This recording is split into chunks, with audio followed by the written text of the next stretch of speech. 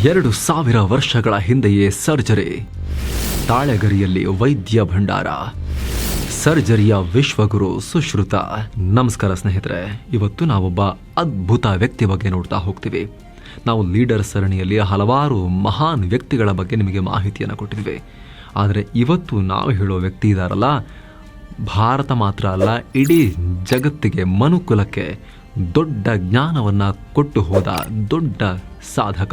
ಸ್ನೇಹಿತರೆ, operation surgery ಅಂದರೆ ಇವತ್ತಿಗೂ ಒಂದು ಕ್ಷಣ ಮೈ ಜಲ್ಲನದ ಜನಕ್ಕೆ. ಮಾನವನ ದೇಹದೊಂದಿಗೆ ವೈದ್ಯರು ಶಸ್ತ್ರಗಳಿಂದ ನಡೆಸೋ ಚಿಕಿತ್ಸೆ ಮಿರಾಕಲ್ ಅನ್ಸುತ್ತೆ ಹೊರಗಿಂದ ನೋಡೋರಿಗೆ. ಆದರೆ ಸ್ನೇಹಿತರೆ, ನಿಮ್ಗೆ ಗೊತ್ತಾ, 2600 ವರ್ಷಗಳ ಹಿಂದೆನೇ ಭಾರತದಲ್ಲಿ ಈ ಶಸ್ತ್ರಚಿಕಿತ್ಸೆಗಳಿಗೆ ಸುಶ್ರುತ ಭದ್ರವಾದ ಬುನಾದಿಯನ್ನು ಹಾಕಿದ್ರು. ಮಹಾಜ್ಞಾನಿಯಾಗಿದ್ದ ಇವರು ವಿಶ್ವದ ಮೊದಲ ಸರ್ಜರಿಯನ್ನು ಕೂಡ ಆಗಿನ ಕಾಲದಲ್ಲಿ ನಡೆಸಿದ್ರು. ಹಾಗಿದ್ರೆ ಯಾರು ಈ ಸುಶ್ರುತ? ಈ ಮಹರ್ಷಿ ಬರೆದಿಟ್ಟ ಪುಸ್ತಕದಲ್ಲಿ ಏನೆಲ್ಲ ಇದೆ? ಆ ಕಾಲದಲ್ಲೇ ಮೂಗಿನ ಸರ್ಜರಿ ನಡೆಸ್ತಾ ಇದ್ದಿದ್ದು ಹೇಗೆ?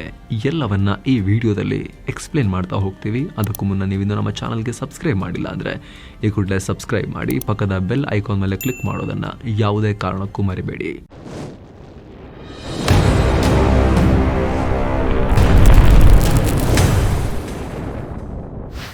ವಿಶ್ವದ ಸರ್ಜನ್ ಗುರು ಸುಶ್ರುತ.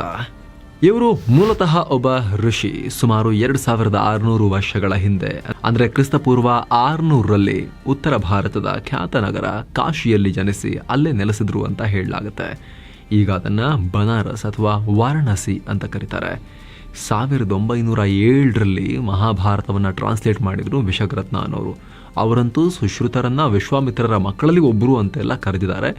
ಅದು ಅವರು ಆ ರೀತಿ ಒಪಿನಿಯನ್ ವ್ಯಕ್ತಪಡಿಸಿದ್ದಾರೆ. ಅದಕ್ಕೇನು ಆಧಾರ ಇಲ್ಲ. ಅದಿರಲಿ, ನಾವು ಆಧಾರ ಇರೋದ್ರ ಬಗ್ಗೆನೇ ಮಾತಾಡ್ತಾ ಹೋಗೋಣ. ಇವತ್ತಿನ ಪರಿಭಾಷೆಯಲ್ಲಿ ಹೇಳಬೇಕಾದ್ರೆ ಅಂದಿನ ಕಾಲದಲ್ಲೇ ದೊಡ್ಡ ಸರ್ಜನ್ ಆಗಿದ್ರು ಸುಶ್ರುತ ಅವರು. ಅದ್ರ ಬಗ್ಗೆ ಯಾರಿಗೂ ಡೌಟ್ ಇಲ್ಲ.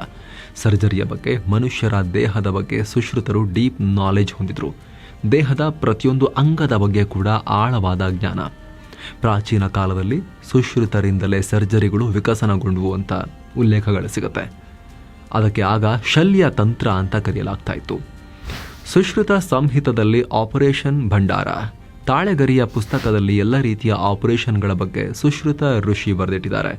ಇದು 120 ಚಾಪ್ಟರ್ಗಳನ್ನು ಹೊಂದಿದೆ. ಅದೇ ಸುಶ್ರುತ ಸಂಹಿತ. ಇದು ಯಾವುದೇ ಖಜಾನೆಗಿಂತ ಕಮ್ಮಿ ಇಲ್ಲ. ಗಾಯವನ್ನು ಗುಣಪಡಿಸೋ 60 ರೀತಿಯ ವಿಧಾನಗಳು ಇದರಲ್ಲಿವೆ. 121 ಸರ್ಜಿಕಲ್ ಉಪಕರಣಗಳ ಬಗ್ಗೆ ಉಲ್ಲೇಖ ಇದೆ.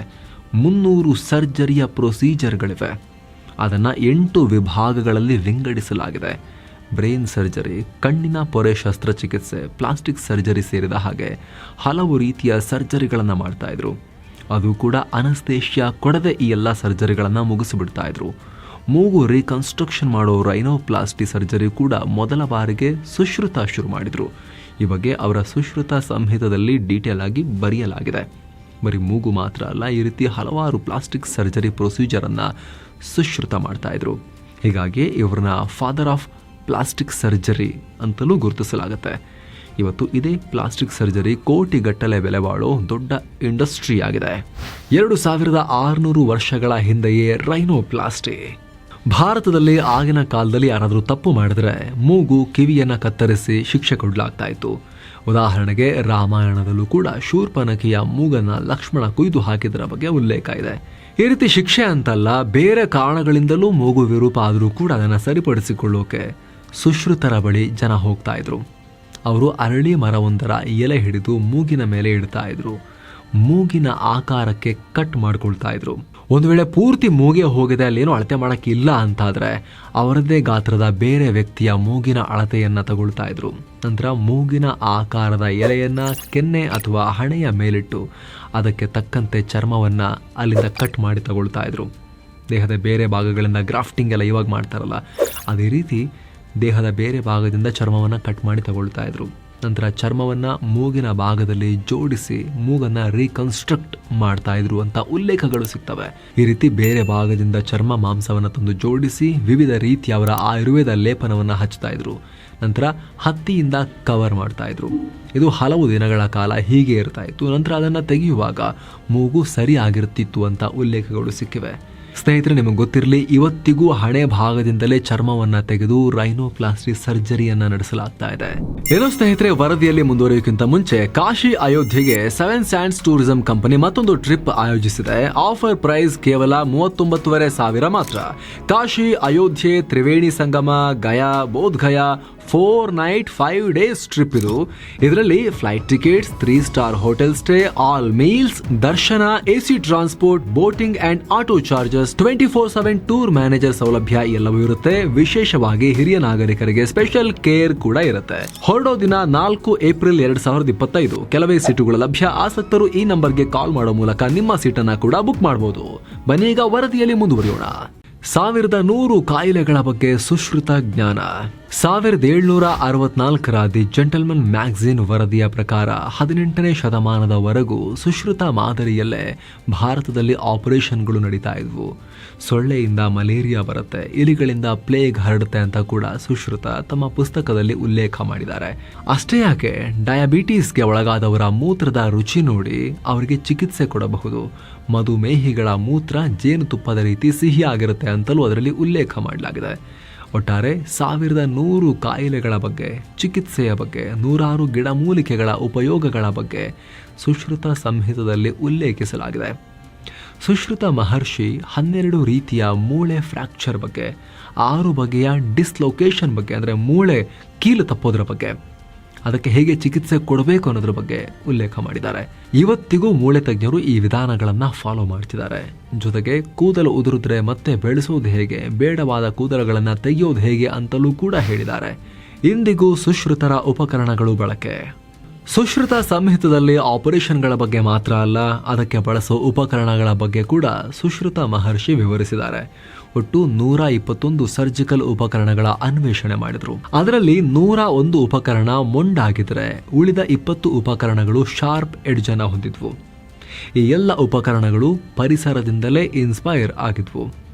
ಕಾಕ ಮುಖ ಯಂತ್ರ ಕಾಗೆಗೆ ಹೋಲ್ತಾ ಇತ್ತು, ಸಿಂಹ ಮುಖ ಯಂತ್ರ ಸಿಂಹದ ಮುಖಕ್ಕೆ ಹೋಲ್ತಾ ಇತ್ತು. ಸ್ಕ್ಯಾಲ್ಪಲ್ಸ್, ಸರ್ಜಿಕಲ್ ನೀಡಲ್, ಫೋರ್ಸೆಪ್ಸ್ ಮತ್ತು ಪ್ರೋಬ್ಗಳ ಬಗ್ಗೆ ಕೂಡ ಉಲ್ಲೇಖಿಸಲಾಗಿದೆ. ಇವೆಲ್ಲ ಇಂದಿಗೂ ವೈದ್ಯ ಲೋಕದಲ್ಲಿ ಬಳಕೆಯಲ್ಲಿವೆ. ಉಪಕರಣ ಮಾತ್ರ ಅಲ್ಲ, ಸುಶ್ರುತ ಮಹರ್ಷಿ ಮನುಷ್ಯನ ದೇಹದ ಟಿಶ್ಯೂಗಳನ್ನ ಗುಣಪಡಿಸೋಕೆ ಮಣ್ಣು, ಮೇಣ ಮತ್ತು ತುಪ್ಪವನ್ನ ಕೂಡ ಯೂಸ್ ಮಾಡ್ತಾ ಇದ್ರಂತೆ. ಶಿಷ್ಯರಿಗೆ ಹೇಗೆ ಟ್ರೈನಿಂಗ್ ಕೊಡ್ತಾ ಇದ್ರು ಗೊತ್ತಾ? ಸುಶ್ರುತ ಮಹರ್ಷಿಗೆ ದೊಡ್ಡ ಮಟ್ಟದ ಬೆಂಬಲಿಗರು ಅಂದ್ರೆ ಶಿಷ್ಯರು ಕೂಡ ಇದ್ರು. ಇವ್ರನ್ನ ಸೌಶ್ರುತಾಸ್ ಅಂತ ಕರೆಯಲಾಗ್ತಾ ಇತ್ತು. ಸರ್ಜಿಕಲ್ ಟ್ರೈನಿಂಗ್ ಪಡಿಬೇಕಾದ್ರೆ ಅದಕ್ಕೂ ಮೊದಲು 6 ವರ್ಷಗಳ ಕಾಲ ಅದ್ರ ಬಗ್ಗೆ ಸ್ಟಡಿ ಮಾಡಬೇಕಾಗಿತ್ತು. ಈಗಲೂ ಕೂಡ ಅಷ್ಟೇ, ಸರ್ಜನ್ ಆಗಬೇಕು ಅಂದ್ರೆ ಮಿನಿಮಮ್ 7-8 ವರ್ಷಗಳಿಂದ ಸಮ್ಟೈಮ್ ಸ್ಪೆಷಲೈಸೇಷನ್ ಅಂತ ಹೇಳಿ ಓದ್ತಾ ಹೋದ್ರೆ 10-12 ವರ್ಷವು ನಮ್ಮ ಡಾಕ್ಟರ್ಗಳು ಓದ್ತಾ ಇರ್ತಾರೆ. ಸೊ 2600 ವರ್ಷಗಳ ಹಿಂದೆ ಸುಶ್ರುತರು ಕೂಡ 6 ವರ್ಷಗಳ ಟ್ರೈನಿಂಗ್ ಆದ್ಮೇಲೆ ಸರ್ಜರಿಗೆ ತಗೊಳ್ತಾ ಇದ್ರು. ಟ್ರೈನಿಂಗ್ ಶುರು ಮಾಡೋಕ್ಕೂ ಮುನ್ನ ಈ ವಿದ್ಯೆಯಿಂದ ಗಾಯವನ್ನು ಗುಣಪಡಿಸ್ತೀವಿ, ಯಾರಿಗೂ ಹಾನಿ ಮಾಡಲ್ಲ ಅಂತ ಪ್ರತಿಜ್ಞೆ ಕೂಡ ಮಾಡಿಸ್ಕೊಳ್ತಾ ಇದ್ರಂತೆ. ಇಂದಿಗೂ ಈ ರೀತಿ ಪ್ರತಿಜ್ಞೆ ಮಾಡೋ ಪದ್ಧತಿ ಜಾರಿಯಲ್ಲಿದೆ. ಶಿಷ್ಯರಾಗಿ ಸ್ವೀಕರಿಸಿದ ಬಳಿಕ ಸುಶ್ರುತ ಮಹರ್ಷಿ ತರಕಾರಿ ಮತ್ತು ಸತ್ತ ಪ್ರಾಣಿಗಳನ್ನ ಕಟ್ ಮಾಡಿಸುವ ಮೂಲಕ ಸರ್ಜಿಕಲ್ ಪ್ರೊಸೀಜರ್ಸ್ ಹೇಳಿಕೊಡ್ತಾ ಇದ್ರು. ಸುಶ್ರುತರಿಂದ ಎಲ್ಲ ರೀತಿಯ ಜ್ಞಾನ ಪಡೆದ ಬಳಿಕ ಶಿಷ್ಯರೇ ಆಪರೇಷನ್ಸ್ ಮಾಡ್ತಾ ಇದ್ರು. ಯಾವುದೇ ವ್ಯಕ್ತಿ ಸರ್ಜನ್ ಆಗಬೇಕಾದ್ರೆ ಸತ್ತ ದೇಹದ ಮೂಲಕ ಎಲ್ಲ ಅಂಗಗಳ ಬಗ್ಗೆ ಮೊದಲು ತಿಳ್ಕೋಬೇಕು. ಸತ್ತ ದೇಹವನ್ನ ನೀರಲ್ಲಿ ಹಾಕಿ ಹಂತ ಹಂತವಾಗಿ ಕೊಳೆಯೋದನ್ನ ಅಬ್ಸರ್ವ್ ಮಾಡಬೇಕು ಅಂತ ಹೇಳಿದವರಲ್ಲಿ ಸುಶ್ರುತರೇ ಮೊದಲಿಗಿರುವಂತ ಅವ್ರನ್ನ ಗುರುತಿಸಲಾಗುತ್ತೆ. ಸುಶ್ರುತರ ಪ್ರಕಾರ ವೈದ್ಯರು ಹೇಗಿರಬೇಕು? ಸುಶ್ರುತ ಸಂಹಿತದಲ್ಲಿ ವೈದ್ಯರು ಹೇಗಿರಬೇಕು ಅಂತಲೂ ಕೂಡ ವಿವರಿಸಲಾಗಿದೆ. ದೇಹದಲ್ಲಿನ ಅಸಮತೋಲನದಿಂದ ರೋಗ ಬರುತ್ತೆ, ಅದನ್ನ ಬ್ಯಾಲೆನ್ಸ್ ಮಾಡೋದು ವೈದ್ಯರ ಕರ್ತವ್ಯ. ವೈದ್ಯರಾದವರು ನರ್ಸ್ ರೀತಿ ಕೆಲಸ ಮಾಡಬೇಕು. ವೈದ್ಯರಾದವರು ಶಾಂತ ಮನಸ್ಸನ್ನ ಹೊಂದಿರಬೇಕು. ಯಾರ ಕಾಯಿಲೆ ಬಗ್ಗೆನೂ ಕೆಟ್ಟದಾಗಿ ಮಾತನಾಡಬಾರದು, ಕೆಟ್ಟದಾಗಿ ನೋಡಬಾರದು ಅಂತ ಹೇಳಿದ್ದಾರೆ. ಸುಶ್ರುತ ಸಂಹಿತ ಪುಸ್ತಕ ಪರ್ಷಿಯನ್, ಅರೇಬಿಕ್, ಇಂಗ್ಲಿಷ್ ಸೇರಿದ ಹಾಗೆ ಹಲವು ಭಾಷೆಗಳಿಗೆ ಭಾಷಾಂತರಗೊಂಡಿವೆ. ಅದರಲ್ಲೂ ಈ ಪುಸ್ತಕ 8ನೇ ಶತಮಾನದಲ್ಲೇ ಈ ಸುಶ್ರುತ ಸಂಹಿತ ಕಿತಾಬ್ ಶಾ ಶುನ್ ಅಲ್ ಹಿಂದಿ ಮತ್ತು ಕಿತಾಬ್ ಇ ಸುಸುರುದ್ ಅನ್ನೋ ಹೆಸರಲ್ಲಿ ಅರೇಬಿಕ್ ಭಾಷೆಗಳಿಗೂ ಭಾಷಾಂತರ ಆಯಿತು. 19ನೇ ಶತಮಾನದಲ್ಲಿ ಹೆಜ್ಲರ್ ಅನ್ನೋರು ಲ್ಯಾಟಿನ್ ಭಾಷೆಗೆ, ಮುಲ್ಲರ್ ಅನ್ನೋರು ಜರ್ಮನಿ ಭಾಷೆಗೆ ಭಾಷಾಂತರಿಸಿದ್ರು. 1907ರಲ್ಲಿ ಕವಿರಾಜ್ ಕುಂಜಲಾಲ್, ಬಿಷಗ್ ರತ್ನ ಅನ್ನೋರು ಸುಶ್ರುತ ಸಂಹಿತವನ್ನ ಇಂಗ್ಲಿಷ್ಗೂ ಟ್ರಾನ್ಸ್ಲೇಟ್ ಮಾಡಿದ್ರು. ಫ್ರೆಂಡ್ಸ್, ಇದು ವಿಶ್ವದ ಮೊತ್ತ ಮೊದಲ ಶಸ್ತ್ರಚಿಕಿತ್ಸಕ, ಸರ್ಜನ್ ಅಂತ ಕರೆಸಿಕೊಳ್ಳೋ ಸುಶ್ರುತ ಸುಶ್ರುತ ಮಹರ್ಷಿಯ ಬಗ್ಗೆ ನಿಮಗೆ ಮಾಹಿತಿ ಕೊಡೋ ಪ್ರಯತ್ನ. ಇವರ ಸ್ಟೋರಿ ಕೇಳಿದ್ಮೇಲೆ ನಿಮಗೆ ಏನ್ ಅನಿಸ್ತು ಕಾಮೆಂಟ್ ಮಾಡಿ ತಿಳಿಸಿ. ಮತ್ತೆ ಭೇಟಿ ಆಗ್ತಿರೋಣ. ನಮಸ್ತೆ.